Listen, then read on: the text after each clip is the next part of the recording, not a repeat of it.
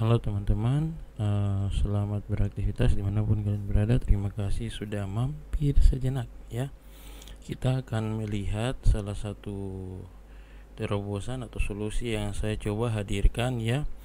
Nah, di sini banyak dari teman-teman rupanya masih terkendala ya terkait bagaimana kita menyusun bahasa yang tepat untuk merumuskan uraian tugas jabatan yang kemudian akan dirubah menjadi rencana hasil kerja ya, atau indikator kinerja individu ya. Nah, terkait hal tersebut di sini teman-teman saya perkenalkan format penyusunan SKP sekaligus untuk membantu teman-teman dalam merumuskan rencana hasil kerja yang berkualitas ya, sesuai dengan prinsip penyusunan Smart S ya, atau penyusunan indikator kinerja yang berkualitas ya. Nah, di sini teman-teman ada beberapa bagian yang ingin saya tampilkan di sini. Input data ya teman-teman. Pada bagian input data ini saya sarankan teman-teman untuk memulai mengisi datanya. Nah, di sini saya kasih contoh. Misalkan namanya adalah pegawai A. Nah, NIP-nya kemudian dituliskan di sini saja teman-teman. Contohnya 1992 XXX ya. Pangkat golongan ruang contohnya penata muda atau dalam kurung 3A ya.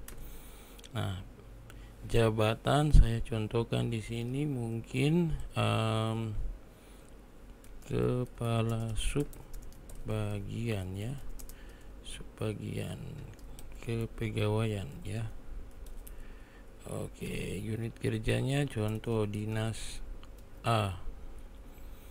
Nah, nama pejabat penilai sudah pasti. Kalau kasubag berarti adalah seorang sekretaris ya.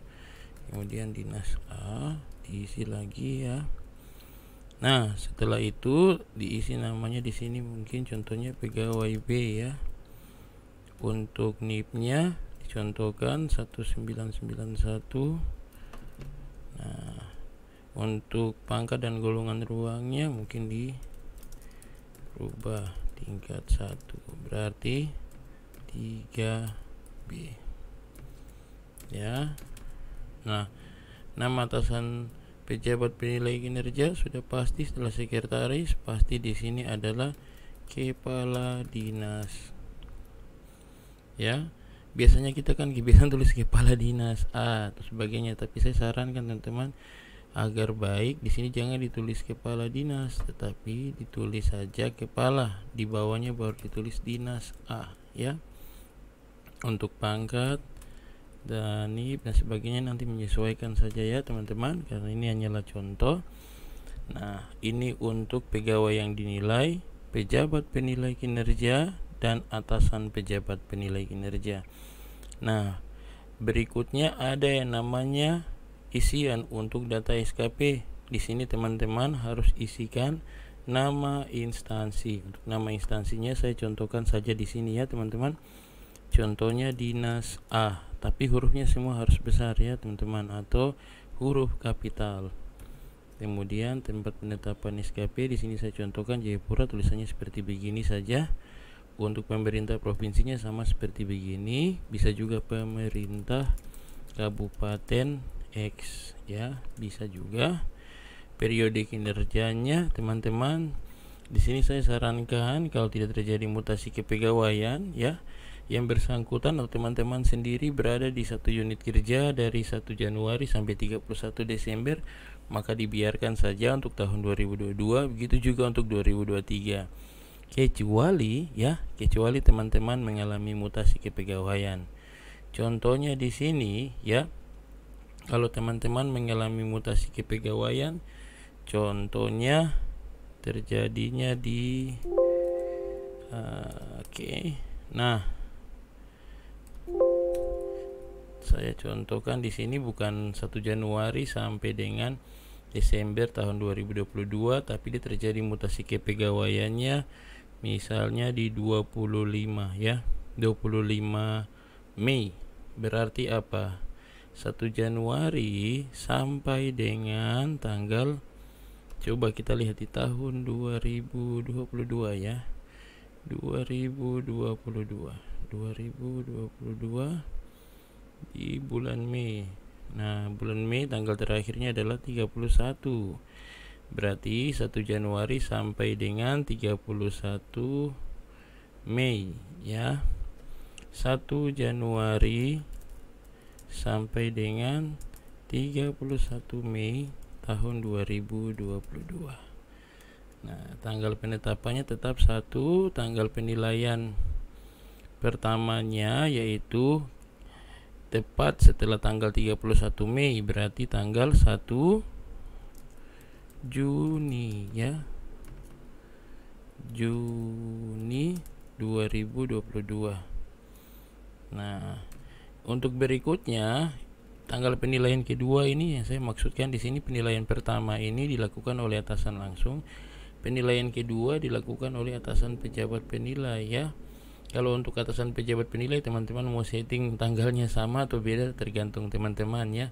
Kalau di sini saya setting bedanya 1 hari, jadinya di sini mungkin ditandatangani tanggal 2 Juni 2022. Oke. Nah, setelah sudah diisi, pada bagian input data teman-teman bisa lanjut pada bagian yang namanya tools. Nah, di sini mulai kelengkapannya diperlihatkan ya teman-teman. Nah, saya ingin perlihatkan ke teman-teman bahwa di dalam format ini ada yang namanya referensi ya. Jadi teman-teman tinggal klik di sini, secara otomatis double klik. Nah, dia langsung akan masuk ke file PDF tentang hasil verifikasi dan validasi. Nah, ini khusus untuk teman-teman di Pemda. Kalau ada nomenklatur perencanaan perangkat daerah, dalam hal ini perencanaan dan keuangan daerah, atau biasa kita bilang yang di input dalam SIPD, di sini saya sertakan peraturan di mana teman-teman dapat melihat ya hasil verifikasi dan validasinya. Coba kita buka teman-teman.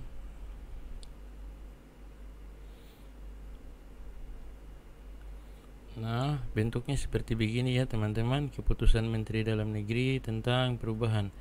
Nah, di sini saya ingin jelaskan teman-teman solusinya.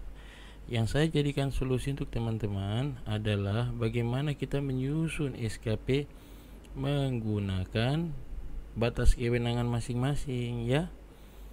Nah, di sini akan muncul yang namanya nomenklatur ya teman-teman. Di sini kita lihat ada bidang urusannya apa ya, kemudian kinerja yang diharapkannya apa, serta indikatornya. Nah, pendekatan yang dipakai di dalam format ini adalah pendekatan nomenklatur ya, nomenklatur urusan, baik itu di urusan provinsi, urusan kota dan kabupaten ya. Nah, untuk kinerjanya itu yang diharapkan serta indikatornya ya. Nah, langsung saja kita lihat. Tapi sebelumnya saya ingin tandai teman-teman, sebaiknya kita pahami terlebih dahulu bahwa selama ini yang kita lakukan sebenarnya sudah mencerminkan ya, tinggal kita mencatatkan saja ya. Itu yang menjadi masalah. Tinggal secara logisnya teman-teman lihat, kalau ingin pakai nomenklatur ya, program pasti akan diberikan kepada yang namanya pimpinan OPD ya. Sedangkan kegiatan itulah yang diberikan kepada eselon 3 ya. Di bawah eselon 2 adanya sekretaris, adanya kepala-kepala bidang. Nah, kemudian subkegiatan inilah yang kemudian akan diberikan atau di cascading kepada kinerjanya pejabat pengawas ya, atau eselon 4. Nanti kita bisa lihat begini ya. Kalau misalkan program apa, dia masuknya kodenya sampai di sini saja. Kalau kegiatan, codingnya sampai di sini. Begitu juga dengan sub kegiatan. Nah, kalau sub kegiatan dia akan terisi sampai di tabel paling kanan ini, yaitu sub kegiatan. Oke, daripada kita berlama-lama di sini, kita langsung menuju saja ke formatnya ya, teman-teman. Nah, di sini saya sudah pakai yang namanya pendekatan kegiatan. Jadi, hal ini saya lakukan untuk memudahkan teman-teman, terutama para pejabat ya struktural, dimulai dari eselon 3 sampai dengan 4 sampai dengan pelaksana, karena dalam hal ini pelaksanaan kegiatan dijadikan satu-satunya acuan ya dalam penyusunan rencana kerja. Nah, oleh karena itu saya sarankan penggunaan ini lebih baik dipakai oleh para pegawai di lingkup pemerintah daerah ya teman-teman. Nah, saya ingin contohkan di sini. Misalkan di sini ada satu contoh. Sebelum kita masuk dalam penyusunan ya SKP-nya, kita lihat dulu referensi, yaitu uraian tugas jabatan. Yang ingin saya contohkan di sini adalah subbagian umum dan kepegawaian ya. Nah, di dalam peraturan gubernur tentang subbagian umum dan kepegawaian ini di salah satu dinas ya teman-teman.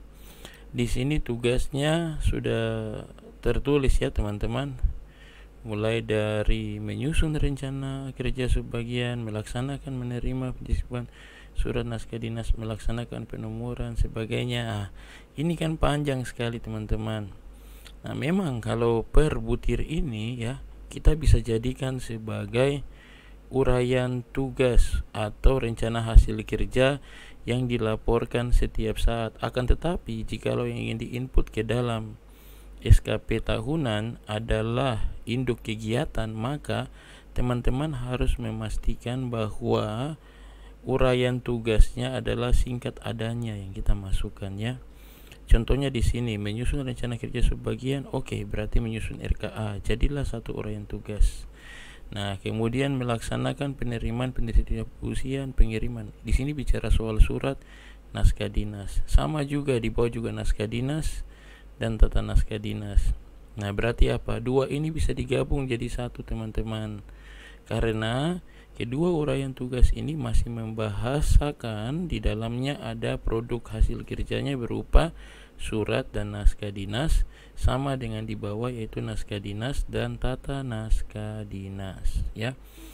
Jadi kalau digabung di sini menyusun rencana kerja subbagian, karena ini adalah subbagian yang kita pakai menjadi kalimat dasarnya adalah melaksanakan, sehingga kita rubah ya seperti begini teman-teman. Saya tarik 11-11 saja ya supaya lebih simpel. Ya, di sini contohnya kita masukkan ya menyusun rencana. Nah, jadi biasanya kan menyusun rencana, melaksanakan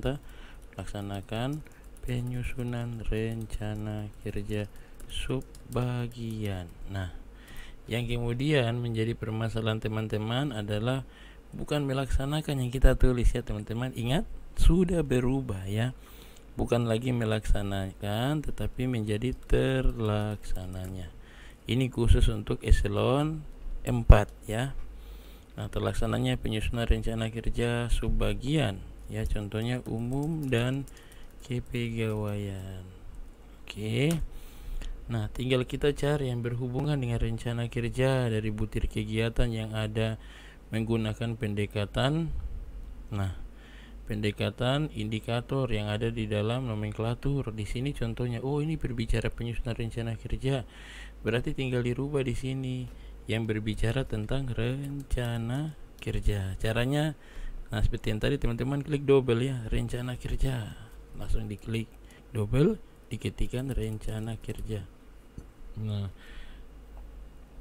penyusunan rencana kerja dan anggaran kota administrasi, contohnya seperti itu.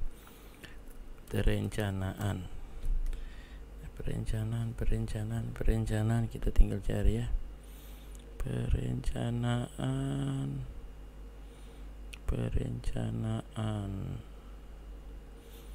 Nah, perencanaan, ini karena urusan rumah tangga berarti perangkat, tinggal perangkat daerah. Nah, penyusunan rencana perangkat daerah saja. Perencanaan perangkat ada nih, penyusunan dokumen perencanaan perangkat daerah, nama kegiatannya. Kalau diklik teman-teman, dia akan otomatis tersusunnya dokumen perencanaan perangkat daerah. Ini adalah indikator yang sudah ditetapkan oleh Mendagri ya. Jadi dia akan terkait dengan terlaksananya penyusunan rencana kerja subbagian umum dan kepegawaian. Kita ulang lagi ya teman-teman. Kalau ini terkait dengan bagaimana menurunkan ya uraian tugas menjadi rencana hasil kerja bagi subbagian kepegawaian. Sekarang contohnya, bagaimana kalau teman-teman dalam jabatan fungsional? Nah, perlu teman-teman ketahui bahwa jabatan fungsional beda ya. Ada yang kategori keahlian ya, ada yang kategori mahir ya, atau terampil yang saya ingin katakan di sini. Di sini saya ada sempat download salah satu contoh untuk nomenklatur ya teman-teman. Untuk nomenklatur yang perlu kita perhatikan untuk jabatan fungsional, kategori keahlian dia lebih dominan pada level 2, 3, 4, 5 ya. 2, 3, 4, 5 untuk keahlian. Nah, penerapan, analisis, penilaian, kreasi. Artinya kalau di dalam Permenpan 1 atau peraturan BKN, di situ dikatakan bahwa kalau kita bicara fungsional dalam kategori keahlian ya, keahlian ini artinya sudah lebih pada pekerjaan yang menggunakan logika kognitif, atau dengan kata lain di dalamnya ada analisis ya, pekerjaan-pekerjaan yang berhubungan dengan dokumen, menyusun laporan ya, membuat telaah ya, menganalisa. Nah, itulah untuk kategori keahlian karena pendidikannya adalah sarjana. Sedangkan untuk kategori keterampilan ya, dia lebih dominan pada kerja fisik, maksudnya lebih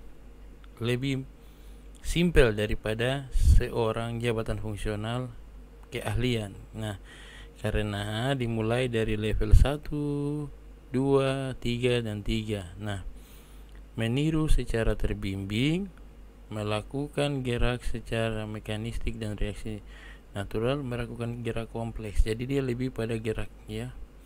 Nah, ini untuk jabatan fungsionalnya ya. Nah, kalau teman-teman sudah ketahui standar ini, mari kita lihat sekilas masuk ke dalam apa yang kita sebut dengan, dan saya maknai dengan namanya ruang lingkup untuk sementara waktu ini demi mempermudah kita untuk menyusun SKP. Nah, di sini saya contohkan untuk rincian kegiatan jabatan fungsional perawat ya. Kategori keterampilan, kita pahami kembali bahwa keterampilan lebih pada kerja fisik ya, teman-teman. Jadi di sini yang kita jadikan sebagai ruang lingkup kegiatannya bukan uraian tugas dan nilai butir, ini kita tidak pikir lagi teman-teman ya. Yang kita lihat adalah subunsur ya. Nah, subunsur contohnya di sini subunsurnya asuhan keperawatan terdiri dari pengkajian, implementasi dan dokumentasi keperawatan. Berarti apa teman-teman? Evaluasi, dokumentasi, 4 ya, 4 subunsur saja yang dinilai ya. Nah, sebagai gantinya, uraian tugas ini sudah digantikan dengan kerja nyata seorang jabatan fungsional. Yang perlu kita ingat bahwa keterampilan kunciannya lebih pada kerja fisik daripada kerja kognitif ya. Nah, kemudian bagaimana kita masukkan dia menjadi SKP-nya? Nah, simpelnya begini teman-teman. Contohnya saya ambil satu subunsur ya, pelayanan keperawatan, asuhan keperawatan, dan pengkajian keperawatan. Nah, saya rumuskan ya teman-teman menjadi seperti begini. Ya, kita lanjut teman-teman. Di sini saya sudah coba pilihkan ya salah satu kegiatan yang terkait dari nomenklatur perencanaan ya, yaitu peningkatan mutu pelayanan kesehatan melalui budaya zero harm atau insiden keselamatan pasien. Nah, ini yang ingin dikembangkan atau ingin dicapai oleh fasilitas kesehatan. Ketika sudah dipilih, dia akan otomatis ya seperti tadi ya, dipilih. Nah, di sini kan ada Kalau mau dipakai akreditasi fasilitas kesehatan, ya. Ini lebih pada fasilitas pelayanannya yang diperbaiki, tapi yang kita kan mau bilang ini terkait dengan pelayanan pasiennya. Jadi pakai ini saja ya, budaya zero harm atau insiden keselamatan pasien. Akan otomatis muncul fasilitas kesehatan telah melakukan zero harm. Nah, untuk indikator kinerjanya tinggal kita pindahkan sebagaimana yang saya sampaikan tadi dari sini. Untuk subunsurnya dia jadinya seperti begini ya teman-teman. Terlaksananya pelayanan kesehatan melalui penyediaan jasa asuhan keperawatan atau pelayanan ya, sebenarnya pelayanan asuhan keperawatan. Oke. Nah, ini sudah masuk ya teman-teman. Nah, kalau sudah masuk seperti begini, kalau teman-teman ada berubah, ingin melakukan apa yang namanya penyesuaian bahasanya, bisa klik saja di sini, kemudian klik di sini ya untuk diedit ya. Nah, tidak usah diklik full, nanti dia akan terhapus atau double klik ya. Nah, oke, kita lihat kembali di nomenklaturnya di sini. Asuhan keperawatan. Di sini laporan. Jadi bisa pakai laporan, bisa pakai catatan atau logbook ya sebagai satuannya untuk melaporkan ya rencana hasil kerjanya. Contohnya itu untuk jabatan fungsional. Kemudian bagaimana untuk pelaksana ya? Saya kembali lagi ke nomenklatur bentuk perangkat daerah ya, yang membahas tentang uraian tugas tadi, untuk kita melihat bagaimana merubahnya langsung menjadi jabatan pelaksana uraian tugasnya ya. Nah, di depan kita sudah ada yang namanya uraian tugas yang tadi saya pakai khusus untuk subbagian umum dan kepegawaian dinas A contohnya. Ya, di sini uraian tugasnya terkait dengan naskah dinas ada 2 ya. Saya coba gabungkan jadi 1. Kemudian saya konsepkan menjadi RHK-nya pelaksana ya. Simpelnya seperti begini teman-teman ya. Nah, yang bisa diedit dari formatnya cuma bagian ini saja ya teman-teman, yang berwarna hijau. Jadi ini saja yang diklik ya, dihapus. Kemudian kita gabungkan antara 2 uraian tugas ini ya menjadi 1. Nah, jadinya bagaimana teman-teman? Karena di sini pendistribusian, pengiriman, penomoran, pengagendaan, penggandaan, semua ini kan bisanya kita bilang ini pengelolaan ya teman-teman. Nah, karena dia adalah seorang pelaksana, saya umpamakan begini penulisannya ya. Nah, misalkan objek yang ingin ditulis kita taruhkan ke depannya objek hasil kerjanya. Kalau pelaksana dia menjadi seperti begini ya, persuratan dan tata naskah dinas telah dikelola. Itu saja, selesai ya. Izin teman-teman, untuk di formatnya ini saya sarankan teman-teman tidak boleh tulis titik ya di sini. Cukup kosong karena akan terbantukan di bagian berikutnya. Mana bagian berikutnya? Tapi sebelum itu jangan buru-buru dulu teman-teman. Kita cari indikator yang terkait dengan tata naskah dinas. Nah, berarti cari kata kuncinya persuratan ya, atau persuratan. Kalau tidak ada, naskah dinas, naskah.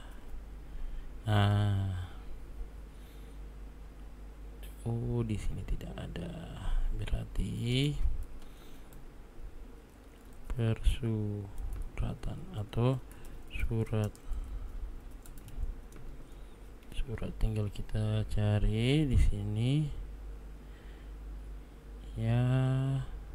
Penyediaan jasa surat menyurat, tinggal diklik.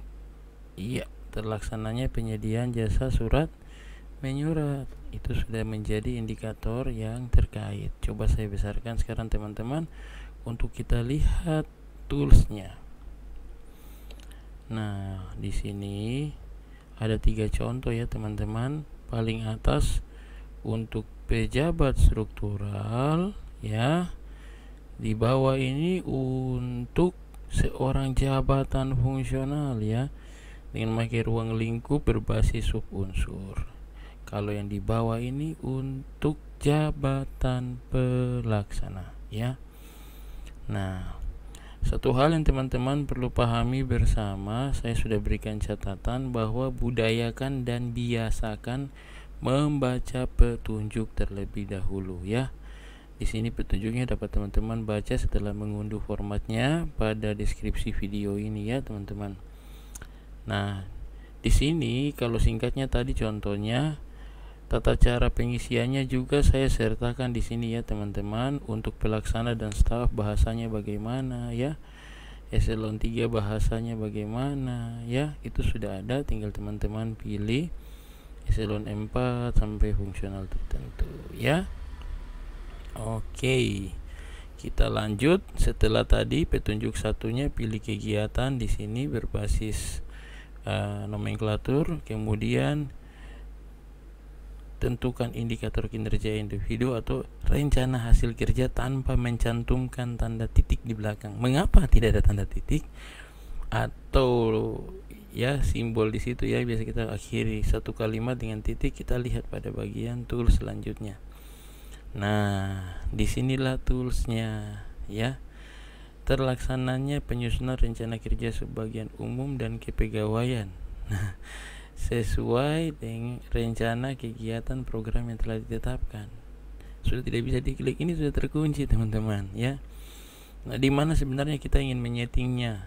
Nah, ini namanya qualifier atau dengan kata lain yang kita pakai untuk menentukan ya kualitas suatu pekerjaan. Di sini teman-teman ada pilihan yang teman-teman dapat pilih untuk melakukan setting terhadap qualifier yang hendak teman-teman selipkan ya di dalam rencana hasil kerja. Caranya dengan mengklik di sini. Nah, di sini akan ada pilihannya. Teman-teman tinggal pilih mau yang sesuai dengan SOP kah, atau kualitas berdasarkan pedoman pelaksanaan kah, atau peraturan perundang-undangan. Kalau di sini kan penyusunan, berarti kan bicara target ya teman-teman. Jadi contohkan di sini persentase capaian hasil baik diukur dengan instrumen, bukan. Tingkat kepuasan, bukan. Dia lebih pada hasil evaluasi ya. Kalau perencanaan ini pastikan dievaluasi unit terkait, diusulkan di DRK, atau kita klik di sini ya teman-teman, secara otomatis ya dia akan berubah. Terlaksananya penyusunan rencana kerja sebagian umum kepegawaian yang telah diverifikasi pihak terkait. Artinya apa? Sudah dilaksanakan, kemudian telah diverifikasi. Nah, di sini kita tinggal rubah ya teman-teman untuk satuannya. Terlaksananya rencana kerja, berarti di sini jumlah, tinggal ditambahkan teman-teman jumlah dokumen rencana dan apa tadi, rencana kerja ya, rencana kerja sub bagian umum dan kepegawaian ya. Nah, sudah dalam 1 tahun ya, 1 tahun kan pasti ada 2 kali ya perencanaan, berarti hanya 2 dokumen.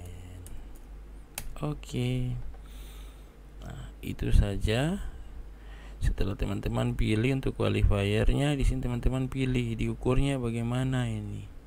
Untuk rencana kerja ini bagusnya bagaimana dikerjakan dari aspek waktu ya.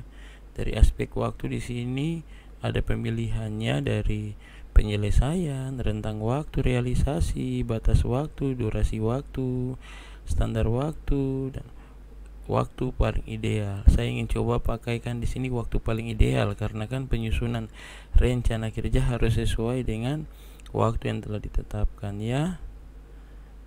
Ya, secara otomatis dia akan tersetting, dia akan berubah ya. Di sini yang berwarna hijau tua inilah yang teman-teman edit. Misalnya presentasi kualitas teman-teman tidak mau 100%, misalkan 90%, tinggal diedit saja seperti ini ya. Tapi harus kasih tanda petik dulu sehingga tidak terbaca sebagai angka ya. Oke. Nah, waktu paling ideal karena ini disusunkan di tiap awal ya periode anggaran ya, berarti hanya makan waktu contohnya 3 bulan sekali penyusunan. Jadi kita tinggal masukkan 3 bulan. Oke. Nah, di sini ada satu bagian lagi yang dapat teman-teman lakukan. Ketika di sini aspeknya memenuhi, misalnya jumlah dokumen rencana subbagian umum dan kepegawaian telah memenuhi target, contohnya 2 dokumen, diukurnya dari mana 2 dokumen ini. Nah, tinggal kita pilih untuk evaluasinya berdasarkan capaian akhir kah, berdasarkan lampiran eviden kah, atau berdasarkan realisasi RHK pada akhir periode penilaian. Nah, di sini coba saya pilih posisinya pada realisasi RHK di akhir periode penilaian. Oke. Nah, setelah sudah dipilih begini akan terjadi perubahan ya. Coba saya isikan lagi untuk yang berikutnya ya teman-teman. Untuk bagian berikut terlaksananya pelayanan kesehatan melalui penyediaan pelayanan asuhan keperawatan. Nah, tadi kan sempat kita lihat di nomenklatur kan yang menjadi satuannya kan logbook atau laporan ya. Jadi tinggal kita masukkan jumlah logbook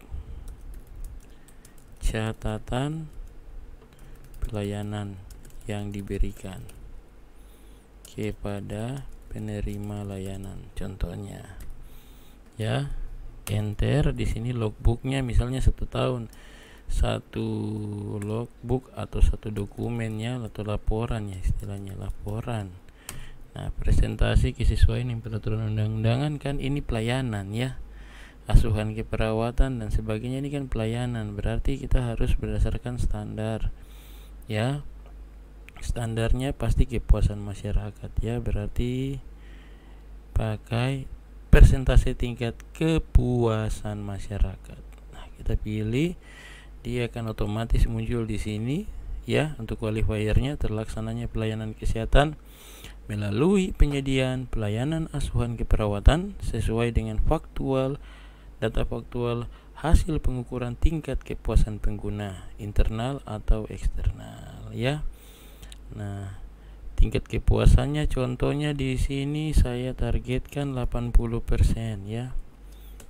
Oke, durasi waktunya pasti dalam hal ini kita pakai standar ya. Apakah kita ingin hitung satuannya per 1 kali pelayanan 1 tahun atau kita hitungnya per 1 kali memberikan pelayanan terkait dengan asuhan keperawatan kepada penerima layanan. Kalau misalkan hitungnya per rata-rata kali sekali memberi pelayanan, kita tinggal pilih di sini waktu rata-rata ya, berarti standar waktu rata-rata penyelesaian atau rencana hasil kerja. Nah, berarti rata-rata 1 kali pencatatan atau pelaksanaan kegiatan ini contohnya misalkan ya 5 sampai biasanya 1 hari kerja ya 5 sampai 8 jam, atau saya ingin standarisasikan misalkan 1 jam saja, berarti 1 sampai 5 jam kerja. Kenapa pakai jam kerja? Ya, karena yang dihitung sebagai kinerja ketika pegawai berada di dalam jam kerja ya. Nah, kemudian yang diukur di sini sebagai kinerjanya 1 laporan. Ini berdasarkan apa diukurnya? Berdasarkan jumlah hasil akhir RHK atau berdasarkan capaian yang telah diverifikasi atau berdasarkan lampiran eviden. Nah, kalau karena ini ada laporan dan juga ada evidennya berupa logbook, coba saya pilih di sini kondisinya berdasarkan lampiran evidennya. Nah, secara otomatis ya dia sudah berubah. Kemudian hal yang sama kita lakukan untuk butir selanjutnya. Ini adalah untuk pelaksana ya teman-teman. Untuk pelaksana ada perbedaan di sini teman-teman. Persuratan dan tata naskah dinas telah dikelola sesuai dengan rencana kegiatan program yang telah ditetapkan. Tidak seperti begini ya teman-teman. Kita berarti apa? Rubah dulu untuk qualifiernya dengan cara diklik ya teman-teman di sini. Berarti persuratan tata naskah dinas ini kan dikelola berdasarkan SOP. Tinggal kita rubah di sini. Kita cari yang berbicara SOP ya. Persentase sesuai dengan SOP. Oke.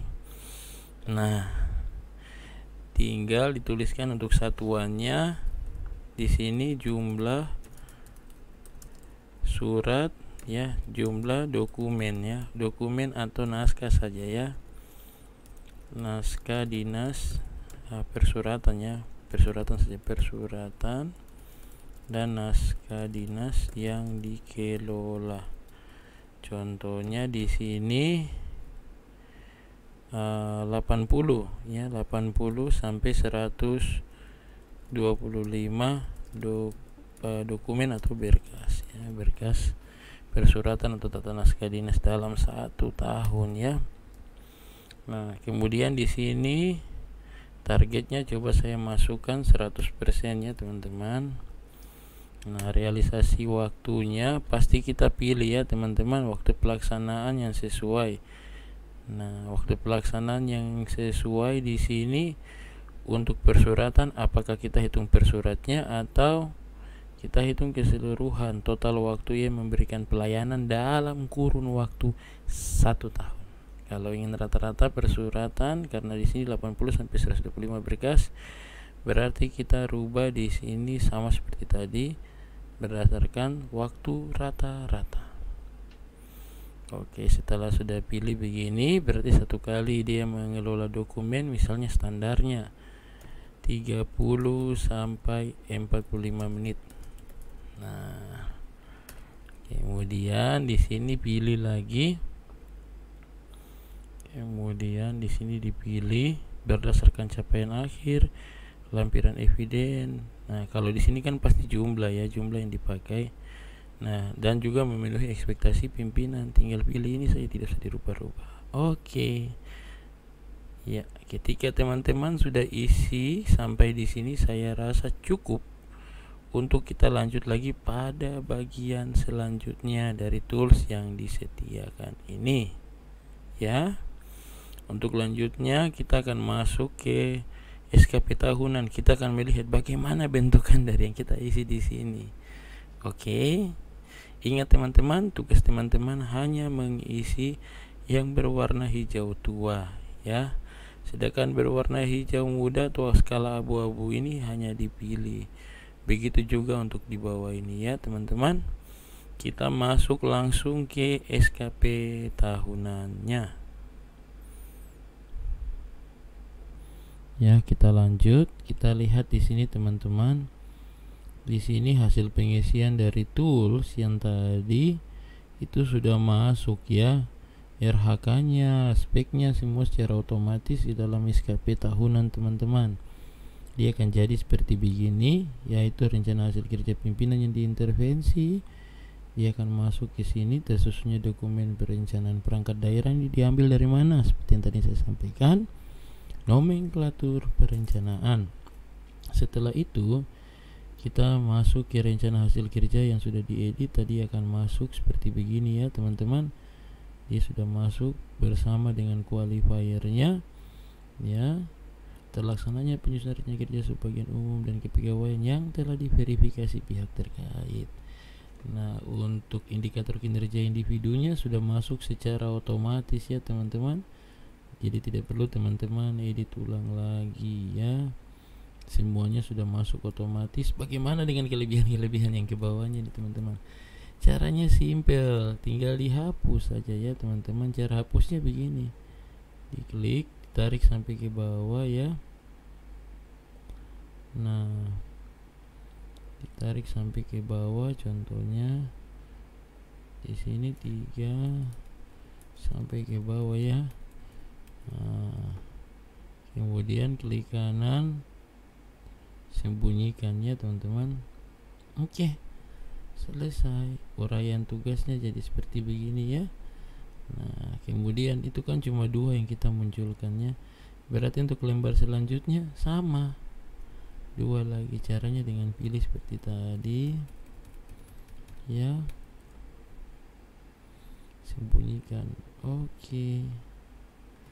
Bagaimana kalau ada kelebihan-kelebihan kayak begini? Ya nanti tinggal dihapus ya untuk kelebihan-kelebihannya ini. Oke. Ya, kita lanjut. Setelah teman-teman sudah hilangkan kayak tadi, dia akan muncul hanya 2 ini. Kemudian untuk lembar evaluasinya cuma 2. Nah, setelah itu bagaimana dengan realisasi berdasarkan bukti dukung? Yang tadi bagian di awalnya yang dimunculkan untuk evaluasi ini sudah jadi referensi teman-teman.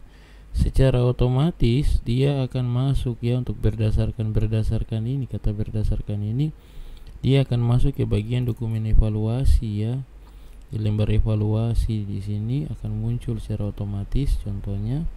Nah, jumlah dokumen rencana kerja sebagian umum kepegawaian 2 dokumen, realisasi 2 dokumen berdasarkan total realisasi. Nah, secara otomatis ya teman-teman, karena tadi teman-teman sudah pilih untuk kondisinya di bagian ini ya teman-teman, di bagian ini ya.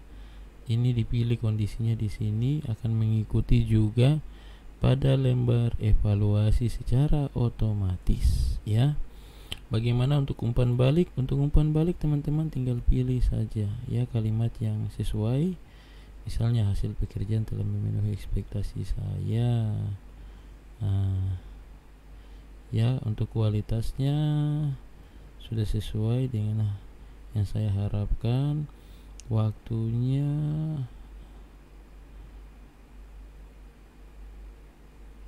iya, dipilih begini. Bagaimana kalau teman-teman tidak mau repot pilih satu-satu ya, bisa di copy ke bawah. Cara kopinya seperti begini ya teman-teman, italik ya, akan mengulang lagi. Oke. Nah, sudah otomatis ya teman-teman. Bagaimana dengan ekspektasi khusus? Kalau tidak ada, tidak usah ditulis ya. Di sini bisa saja emoticon ini yang dipakai atau pilih salah satu respon ya. Nah, tinggal dipilih. Oke, di copy, dipindahkan ke sini 1 2 3 4 5 6. Oke, misalnya 1 2 3 4 5. Oke, sudah otomatis. Umpan baliknya sudah terisi ya teman-teman. Jadi tidak usah repot lagi. Ini sudah secara otomatis. Yang tinggal teman-teman akan pakai dan print adalah lembar evaluasi yang ini ya sebagai berkas. Kalau memang masih pengusulannya pakai manual, lembar ini, kemudian pakai lembar ini ya. 2 lembar ini saja yang harus teman-teman print. Kalau diminta SKP tahunannya tinggal lembar ini saja ya. Oke. Bagaimana terkait e-kinerja? Kalau untuk e-kinerjanya juga sudah saya setting ya teman-teman. Jadi tinggal klik saja input e-kinerja. Di sini sudah ada ya rencana hasil kerjanya. Contohnya di sini rencana hasil kerjanya untuk bulan pertama dibuat apa, bulan kedua buat apa, 3 sampai dengan Desember. Ya, di sini teman-teman tinggal masukkan saja ya. Kira-kira apa yang menjadi rencana hasil kerja sampai bulan 12.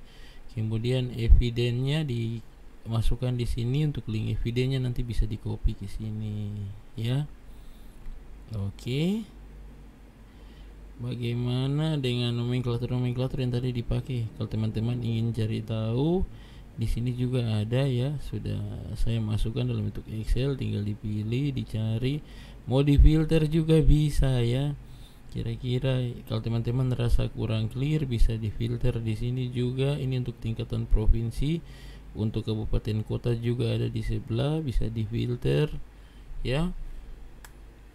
Oke, kira-kira demikian petunjuk singkat untuk bentuk format yang terbaru dan simpel.